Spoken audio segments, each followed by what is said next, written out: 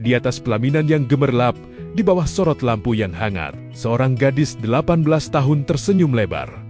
Berjoget penuh bahagia. Di sampingnya, seorang pria berusia 71 tahun menggenggam tangannya erat. Bukan kakek dan cucu, tapi pasangan suami istri. Inilah kisah yang bikin publik heboh. Sebuah pernikahan yang oleh sebagian orang disebut sebagai investasi masa depan. Tapi oleh yang lain dianggap penuh tanda tanya. Peristiwa ini terjadi di Desa Batu Lapa, Sulawesi Selatan. Haji Buhari, seorang pria lansia yang dikenal sebagai juragan kebun, resmi mempersunting seorang gadis muda bernama Tiara yang baru saja lulus SMA dan berusia 18 tahun.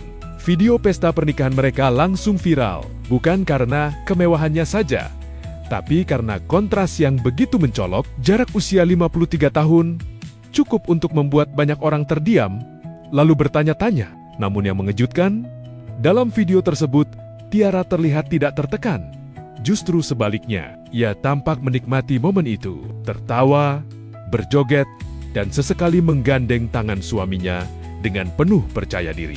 Seolah ingin mengatakan kepada dunia bahwa ini adalah pilihannya. Tapi di balik senyum dan kemeriahan itu, muncul satu fakta yang tak kalah penting.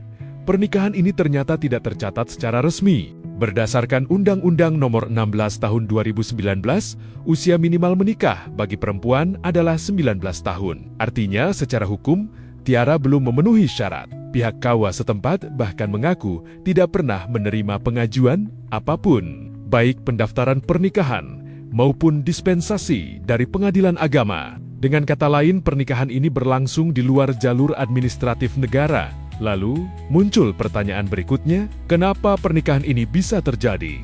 Jawabannya tak lepas dari faktor ekonomi. Haji Buhari disebut memberikan mahar yang tidak main-main, sekitar 100 juta rupiah ditambah 1 unit sepeda motor. Angka yang bagi sebagian warga desa tentu sangat besar. Kapo atau bawah? Oh, itu yuk. Ada na ya rumah kabukun na mo do. Ada nih rong kayak bukuna. Iya macam mo. Engkau apa macam mo ya ron ya sena? Oh macam lah. Ini jadi wanita. Bebe benda mo do. Iya. Iya lang ako.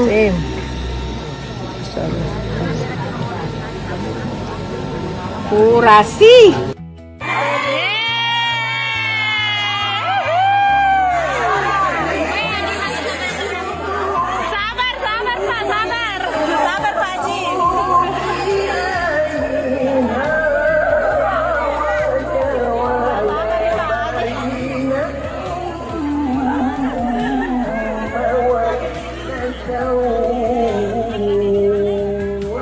Disinilah perdebatan mulai memanas. Sebagian netizen menyebut ini sebagai hubungan yang transaksional. Bahkan, ada yang menyindir dengan istilah investasi masa depan. Tapi di sisi lain, aparat desa menyatakan bahwa tidak terlihat adanya tekanan atau paksaan. Dari yang tampak di video, keduanya terlihat sama-sama rela dan bahagia. Dan di titik ini, kita dihadapkan pada dilema yang tidak sederhana. Apakah ini tentang cinta?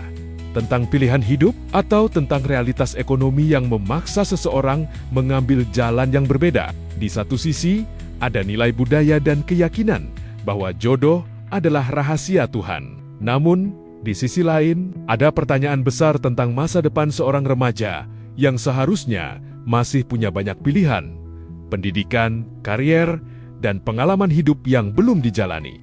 Fenomena seperti ini memang bukan yang pertama, tapi setiap kali terjadi, selalu memicu diskusi yang sama antara tradisi, hukum, dan perlindungan masa depan generasi muda. Karena yang sering terlupakan, pernikahan bukan hanya soal hari bahagia di atas pelaminan, tapi juga tentang perjalanan panjang setelahnya, tentang tanggung jawab, tentang perlindungan hukum, dan tentang kesiapan menjalani kehidupan yang tidak selalu semanis pesta. Kisah ini mungkin akan segera tenggelam oleh viral berikutnya.